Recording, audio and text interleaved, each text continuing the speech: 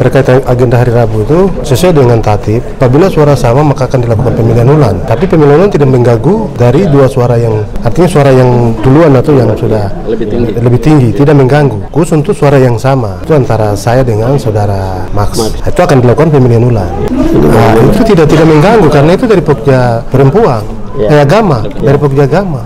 Karena di Pokja agama itu nanti mereka atur sesuai tatib. Memang tuh kita ikut tatib sebagai acuan, tidak bisa kita bicara luar tatib. Proses pemilihan itu yang tadi terjadi sesuai dengan jadwal itu memang pemaparan visi dan misi dari 9 kandidat yang terdiri dari masing-masing 3 orang dari Pokja masing-masing. Nah, 9 orang itu kami sudah memaparkan visi misi masing-masing dan memasuki pada saat pemilihan kertas suara semua sudah disiapkan oleh sekretariat. Tadi proses itu berjalan, memang tata tertib tidak mencantumkan seluruh teknis pelaksanaan pemilihan. Hanya berdasarkan kesepakatan seharusnya memang tatib itu harus tercantum ya untuk mekanisme atau tahapan. Yang tadi sampai terakhir itu perhitungan suara itu kan satu Pokja memilih 3 orang. Satu orang memilih 3 orang per Pokja. Dari Pokja adat, Pokja agama, dan Pokja perempuan. Karena ini untuk unsur pimpinan. Tapi kemudian terjadi angka yang sama dalam pemilihan itu. Nah, seharusnya memang itu harus dipilih ulang. Tetapi saya dari Pokja agama, ada 2 suara yang abstain ya, atau tidak dibatalkan.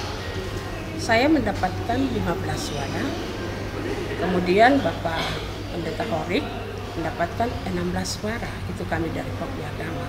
Kemudian yang Pokja perempuan, Ibu Erlin Cewangwar mendapatkan 25 suara, kemudian ada Febiola Ohe mendapatkan 6, dan Ibu Paulina mendapatkan 2. Artinya semua aturan yang dilaksanakan tadi dalam mekanisme pemilihan itu sebenarnya tertulis itu tidak ada, hanya kesepakatan. Kesepakatan itu harus dibuat dalam narasi yang tertulis sehingga itu bisa menjadi acuan ketika terjadi protes.